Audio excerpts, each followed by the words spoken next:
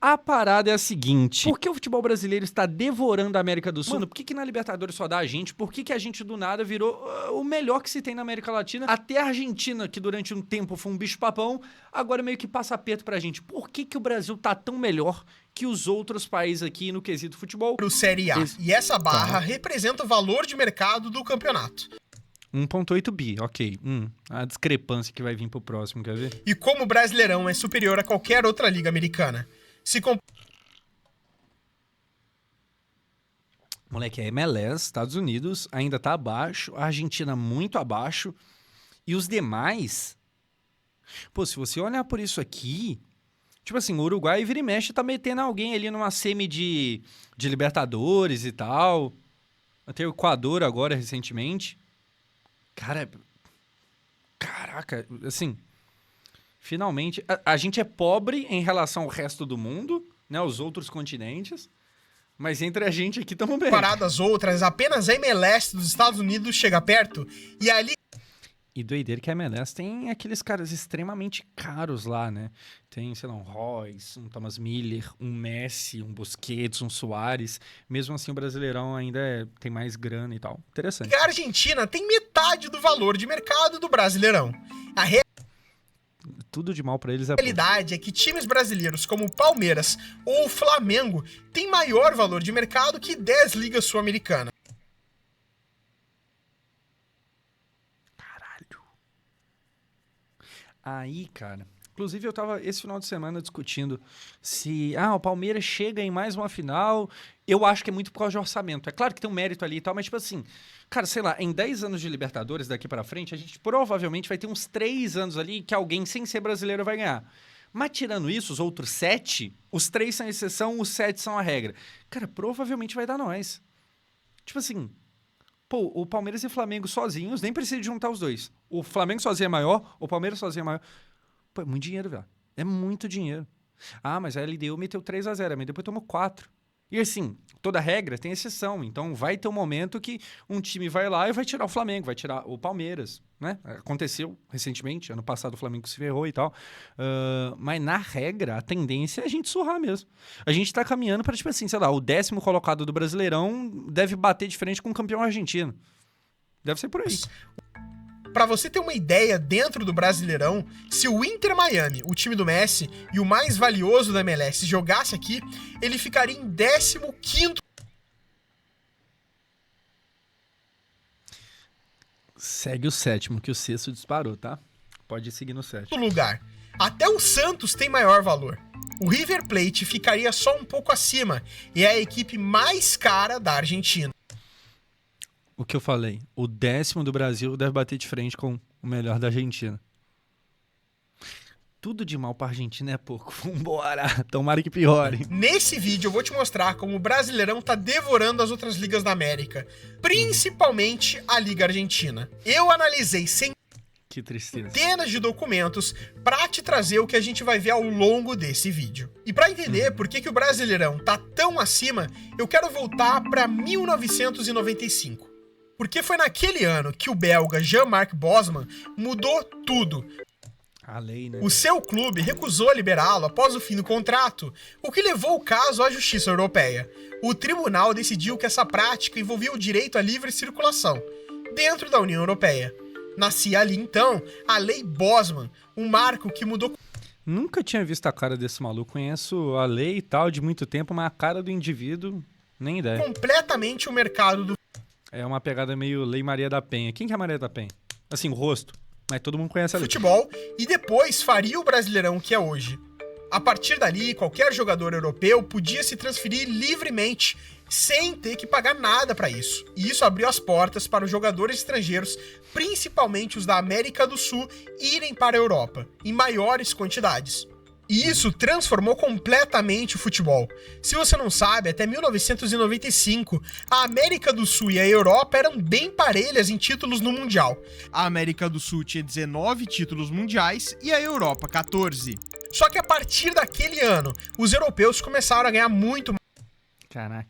Cara, aqui a gente chove numa olhada, é uma parada que eu sempre falo, mas sempre vai ter alguém que não ouviu, então eu falo de novo. Sei lá, quando eu falo que o campeonato inglês é o melhor do mundo, e até isso tem uma discussãozinha, tá? Tava vendo esses dias o Fred Caldeira falando sobre como que, em números, a qualidade do futebol da Premier League tem piorado esse ano e tal, tem sido muito latereio, bola parada toda hora, mas enfim, no geral eles ainda são bem melhores na média.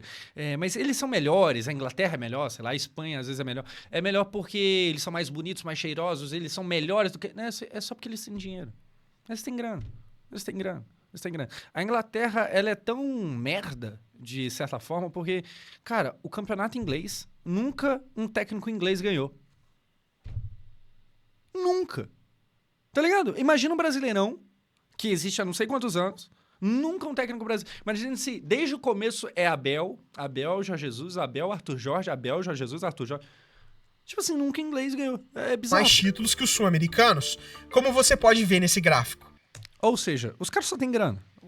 O grande mérito dos caras é ser rico. É isso aí. Mas, pessoal, pera aí, porque você já tá ligado que eu sempre tô aqui usando as coisas da GoCase, garrafinha, capinha no celular e tal. E estamos na Black Friday e se você sempre quis ter um produto da GoCase do seu time, estamos na época mais barata do ano. O momento é agora. Praticamente todo o site com as garrafas em promoção e tem algumas em destaque que você deveria dar uma atenção. E assim, usando os cupons, que o meu no caso é Josão, é só você usar lá o cupom Josão, você tem os maiores descontos do ano. É agora, tá ligado? O momento é esse. Então entra lá no site, dá uma olhada nos produtos que tem do seu time e escolhe aí um presente pra você ou pra outra pessoa. Se você quiser aproveitar a promoção pra presentear outra pessoa, é só você entrar lá, ver o que tem do time dela, se não for o mesmo que o seu, comprar e aproveitar, demorou? E agora sim, vamos aqui voltar pro meu vídeo. E isso aconteceu porque o jogador brasileiro de alta qualidade não ficava mais aqui, nem o argentino ou o uruguaio. Os melhores eram transferidos o mais cedo possível pra Europa.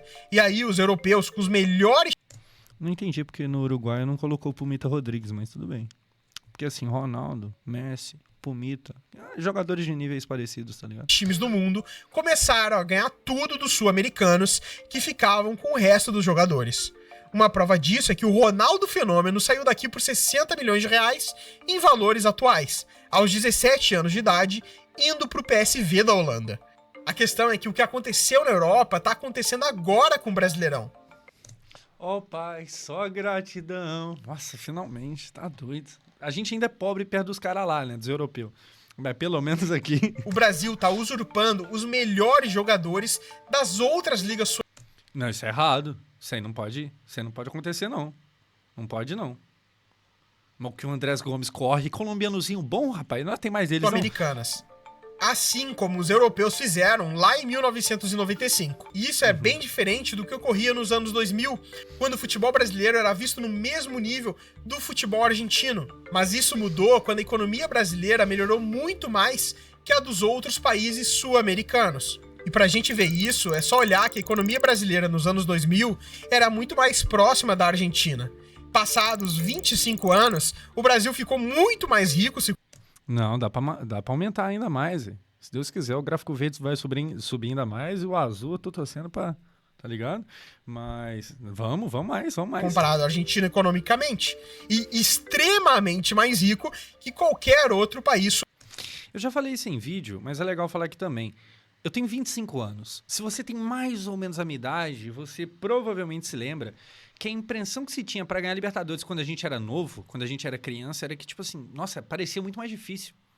Sabe? Até porque tinha menos brasileiro ganhando. Eu sei que teve ali o Inter, o São Paulo e tal, mas teve um períodozinho que a gente, igual hoje, é impensável você passar, sei lá, 5 anos sem ter um brasileiro ganhando. É muito difícil de voltar a acontecer. A impressão que eu tinha quando novo é que, nossa, era uma dificuldade, sabe? Parecia outra coisa. Americano. Por mais que, por exemplo, teve o Inter em 2010, aí depois a gente tem o Santos, aí tem o Corinthians, e aí depois entra num recesso de novo. Como mostra esse o Galo. Gráfico. Portanto, com uma economia mais forte, o futebol brasileiro ficou muito mais rico que o da Argentina por conta desse fator econômico. E uma prova disso são os contratos nas camisetas dos times. O Flamengo, no ano de 2009, tinha como maior patrocinador a marca da Petrobras, a Lubrax, que pagava 36 milhões já corrigidos pela inflação. É saudade quando o patrocínio master de um time não era bet alguma coisa. Bons tempos. Meu Deus do céu, tudo é bet. Deus me livre. Em 2025, a Betano é a patrocinadora e paga 268 milhões de reais ao Flamengo. É totalmente desproporcional os valores de antes e os de agora. Só que se liga no caso da Argentina. Se a gente pegar o River Plate como exemplo, que também era patrocinado pela Petrobras, a empresa pagava 16 milhões de reais em dinheiro de hoje. Passados 25 anos, os valores só aumentaram. Em 25, eles empataram com a gente em 2009? Espero que pior. Para 36 milhões de reais com a Betano. Então você consegue ver a diferença. Acho que foi no jogo do Flamengo ou foi do Palmeiras, estou em dúvida. Acho que foi o do Flamengo, na Libertadores agora semifinal. A Mariana Spinelli, da GETV, ela postou foto, estava lá no estádio trabalhando, de papel picado, que na verdade eram os caras lá, os argentinos, eles... Era o jogo do Flamengo sim, porque foi o Racing. Eles rasgando notas de real, acho que era uma nota de 5, uma nota de 10 reais. Eles rasgando e jogando no chão. Tipo assim, pra eles aqui é muito dinheiro, tá ligado? Aqui no Brasil, uns caras fazem isso com dinheiro argentino porque não vale muita coisa, né? Assim, eu tive lá na Argentina e tal, mano, pra qualquer coisa, tu pega uma quantidade de dinheiro que, sabe, é bizarro. Só que, né, o dinheiro acaba não valendo tanto. Eles fazerem isso com a gente, é tipo a gente querer ficar rasgando. Não, eu tô com uma nota de $100 aqui, ó, não respeito vocês. Viado, o bagulho é quase meio salário, tá ligado? O futebol brasileiro se afastou muito mais... Na verdade, meio não, mas é um terço de um salário, de um mês inteiro. Do futebol argentino. E aí o Brasil começou a concentrar tudo que sustentava o futebol sul-americano. Dinheiro, audiência e talento. Mas o verdadeiro divisor de águas veio com a SAF, as Sociedades Anônimas de Futebol. Durante mais de um século, quase todos os ao pioneiro, vai. Clubes brasileiros funcionavam como associações civis sem fins lucrativos. Isso significava que eles não tinham donos, e sim sócios, pessoas físicas que elegem presidentes e conselhos em votações parecidas com as de um clube social. Com a criação da SAF, esse modelo mudou. Os clubes passaram a poder se tornar empresas com fins lucrativos, com acionista, CNPJ próprio e gestão profissional. O que permitiu que vagabundos norte-americanos comprassem o Vasco. O que é incrível, porque mesmo eles sendo bem vagabundos, ainda seria pior se eles não tivessem vindo. A situação tava feia, vambora. Enquanto o modelo antigo era totalmente político, a SAF segue uma lógica mais empresarial, onde tem investidor e uma responsabilidade financeira real. E aí esse modelo... tem o John Textor metendo um louco aqui, nem sempre é tão responsável, mas, né, vambora. Abriu as portas do Brasil pro capital do mundo todo. O Botafogo foi adquirido pelo John Textor, dono também do Crystal Palace da Inglaterra e do Lyon da França. O Cruzeiro foi primeiro comprado pelo Ronaldo Fenômeno, que depois vendeu para um... Eu acho legal que o Ronaldo, ele pouco antes de comprar o Cruzeiro, ele teve lá no Flow.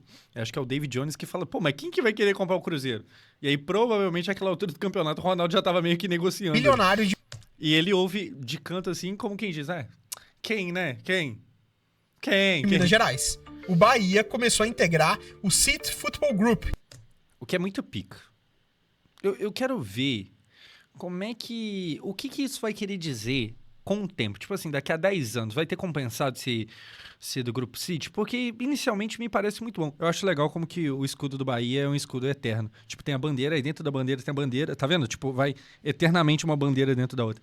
Mas enfim, porque pelo menos até então, o Bahia, apesar de ter tido mais dinheiro do que antes, obviamente, ele não mete o louco igual, sei lá, o Cruzeiro, que tá tentando ganhar brasileiro, o Botafogo, que acabou de ganhar.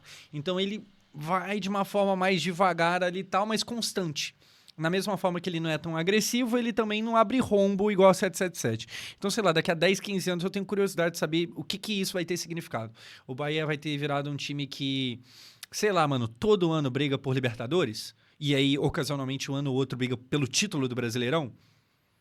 Ou não? Vai viver para sempre ali, sei lá, 10º lugar do Brasileiro? É isso? Não tem muito o que querer? Eu fiquei curioso com isso. O mesmo conglomerado que controla o City lá na Inglaterra. O Red Bull Bragantino foi o pioneiro e foi totalmente incorporado pela Red Bull. Mas tá construindo estádio e tal. No geral, o campeonato ficou muito mais competitivo. Os clubes passaram a investir em centro de treinamento e infraestrutura muito mais poderosa que o resto dos sul-americanos, que mantiveram o modelo antigo. Ele até ignorou o Vasco comprado pela 777. É isso aí, ele não reconhece a 777. 777 é um estádio legítimo. De sócios. E aqui chegamos ao ponto central.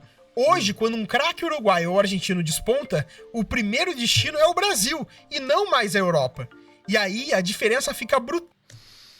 Depende, né? Depende. Tipo assim, o Arrascaeta eu acho inexplicável até hoje ele nunca ter ido pra Europa. Se não foi até agora, não vai mais. Mas quando o cara é muito bom, ele vai direto. Né? Quando ele é muito bom, ele vai direto. É o Julián Álvares, sei lá, tem o Mastantuono. Sacou? O Julián Álvares não passou aqui no Palmeiras, no Cruzeiro, no Flamengo. Mas quando o cara não é tão bom assim, igual o Julián Álvares, igual, sei lá, o Enzo do Chelsea, tá ligado? Que trocou ali entre a América Latina, né? Chegou a trocar de time, foi pro River e tal, e aí depois já foi direto, não veio pra cá. Mas um ou outro passa aqui, igual o Flaco, eu acho que ele não vai fazer carreira no Brasil igual o Arrascaeta. O Arrascaeta, cara, eu não sei se faltou oportunidade ou se ele de fato quis ficar, tá ligado? Não, gostei, eu quero ficar aqui, show de bola, eu sou o contrário do John Arias, né? Pode ser, mas o Flaco ainda é novo e tal. O Flaco provavelmente amanhã ou depois ele tá, sei lá, eu acho ele a cara da La Liga. Não me pergunte qual time, mas ou é La Liga ou é time de meio de tabela da Premier League. É meio Tal isso. por dois motivos. O primeiro é que quando o Palmeiras compra um argentino, como o Flaco Lopes, por exemplo, o nível na Argentina diminui e o nível aumenta no Brasil, porque os melhores vêm pra cá e os médios ficam lá. E aí isso acarreta que o futebol brasileiro hoje tem a maior quantidade de estrangeiros da América Latina, e principalmente aqueles estrangeiros que são convocados para suas seleções. Ou seja, eles são os melhores dos melhores. Pô, cara, o Puma Rodrigues, que eu brinquei sobre ele no vídeo e tal, mas o Puma é convocado constantemente para a seleção uruguaia, tá ligado? Lateral. Ele é reserva do Vasco. O Cuesta, que chegou agora, que é muito bom zagueiro, ele é seleção colombiana.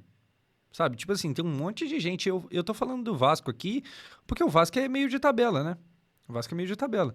É natural que o Palmeiras, que o Flamengo, hoje em dia o Cruzeiro, é natural que eles tenham um monte de jogador de seleção, né? Mundo afora aí. Mas, pô, o Vasco é meio de tabela e também tem. É curioso isso. A questão é que os maiores desses países, que ainda estão jogando... O Palmeiras, inclusive, ele perde mais jogador. Eu acho que o Flamengo também.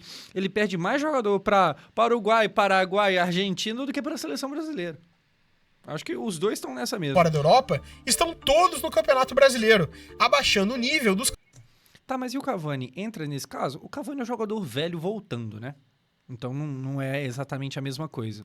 Aqui o ponto é mais sobre antes de ir. Mas assim também, cara, a gente teria calibre para ter o Cavani, certo? Teria. Agora, igual o Di Maria já me parece, a essa altura do campeonato, tá jogando por amor. Ele quer estar lá onde ele tá. Lá no Rosário e tal, que inclusive vai pra Libertadores. A gente vai ter Di Maria na Libertadores, que é muito legal. Messi era pra ter voltado pra Argentina também, que seria muito foda Messi na Libertadores, meu Deus do céu. Mas, pô, a gente teria tranquilamente capacidade de ter um Cavani aqui no Brasil. Sobra time com capacidade de arcar com isso. Campeonatos locais dos seus países. E outro fator é que os clubes ainda perdem dinheiro para o futebol brasileiro. O Richard Rios, que é colombiano, por exemplo, ele foi contratado pelo Flamengo. Depois foi pro Guarani e depois pro Palmeiras. O Palmeiras vendeu para o Benfica por 200 milhões de reais. Na verdade, 194 milhões. Ou seja, um talento colombiano acabou gerando dinheiro pro Brasil. Esse tá sendo um vídeo que eu tô pausando mais do que o normal, mas é porque é um assunto muito legal. E aqui o vídeo do cara tá muito bom, tá? Tô triste que já tá acabando, muito bom. Mas o Benfica, por exemplo, é um time que lá na Europa é conhecido por vender bem jogador. Você vê o João Félix, por exemplo, os caras vendeu bem. Ah, deu errado, mas não importa, venderam bem pra caramba. O Benfica, ele é esse time que sempre vende legal. O Palmeiras, ele tem caminhado para virar isso. É claro que um pouco é coincidência ter o Endrick, aí logo depois tem o Estevão e tal, mas aí também tem jogador que eles nem revelaram, mas que eles vendem, que é o caso aqui do Richard Rios.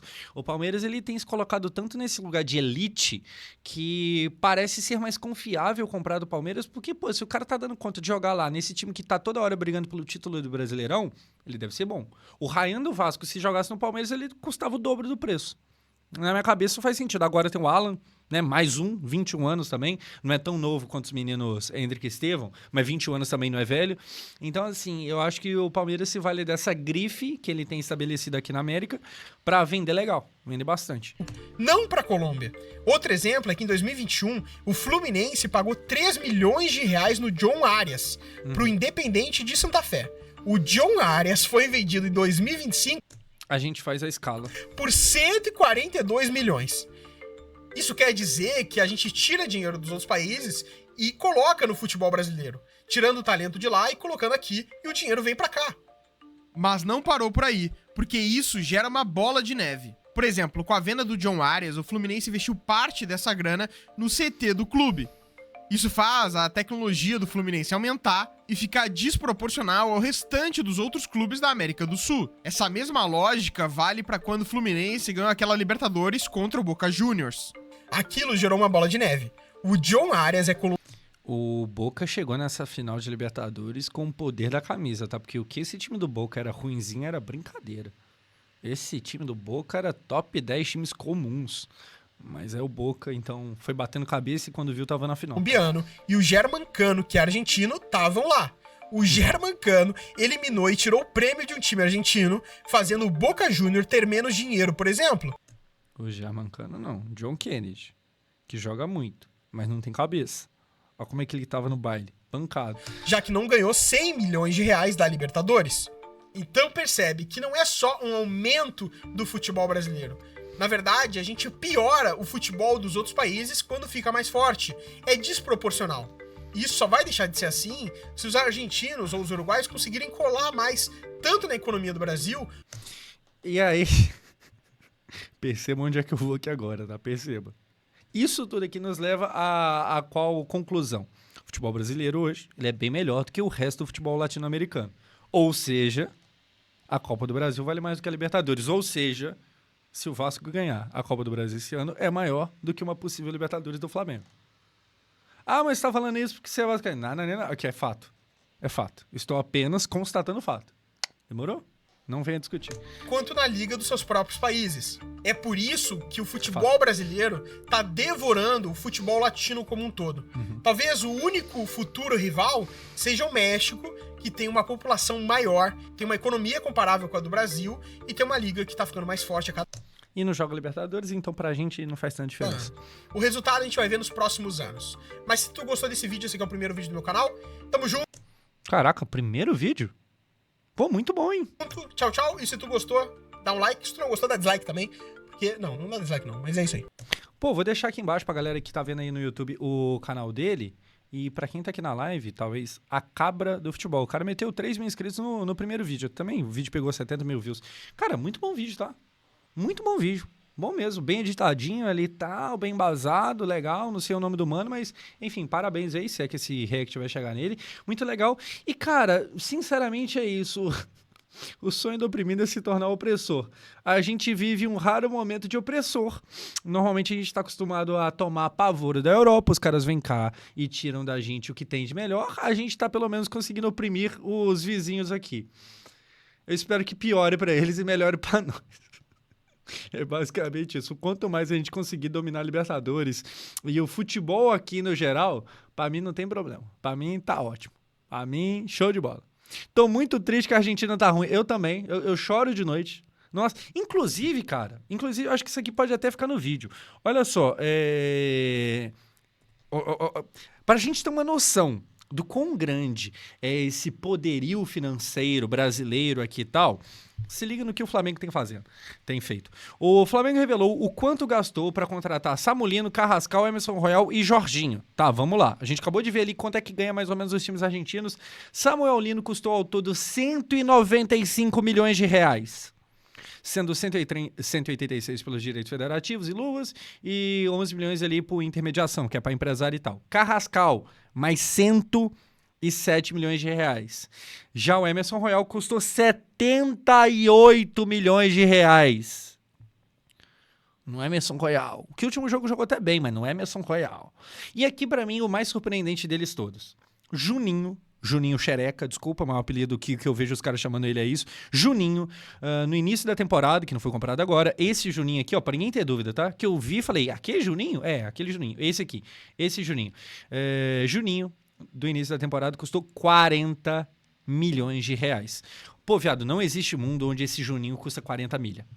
O Emerson Royal a gente até entende, tá, pá, não é bom, mas, né, rodou ali e tal, aquela coisa, seleção brasileira. Juninho, 40 milhões de reais. E sabe o que é mais louco? A gente poderia olhar, tipo assim, caralho, o Flamengo foi trouxa, né? Pagou 40 milhões do Juninho. Nossa, rasgaram dinheiro. Mas assim, na real, não é mais admirável o fato deles terem 40 milhões de reais pra gastar no Juninho, não? Tipo assim, o ponto de observação não deveria ser esse, senão os caras têm 40 milha para gastar no Juninho. No Juninho. E isso aqui mostra um pouco do que é o futebol brasileiro hoje. E aí, cara, pra quem tá muito pobre, pra quem tá muito na merda, como é que você compete com o Flamengo quando o Flamengo, por exemplo, ele tem 40 milhões para gastar num jogador extremamente questionável? Um jogador que, em momento nenhum, se esperou ou se imaginou que ele fosse conseguir ser titular. Porque ele jogou 2, 3 jogos e todo mundo percebeu que não é por aí. Então, assim, é louco. A gente, de fato, tem muita grana. E aí pode parecer que eu tô falando a gente, mas é só Flamengo e Palmeiras, mas realmente, na média, o futebol brasileiro, ele tá, na média, melhor do que os demais. É meio que isso. Mas que tem um apelido foda. Pois é, não joga bola, mas tem ali um apelido interessante.